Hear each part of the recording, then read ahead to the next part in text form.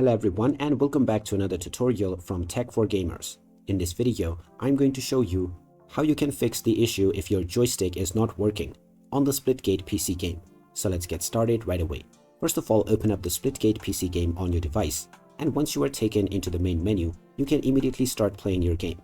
Now, in order to play the game with your joystick or controller, first of all, make sure that your joystick is connected to your device. After you have made sure of this, there is one little option that you will need to change in order to start playing with your joystick. Just go into the menu icon at the top right corner and click on it. Then click on Settings and then click on Gameplay.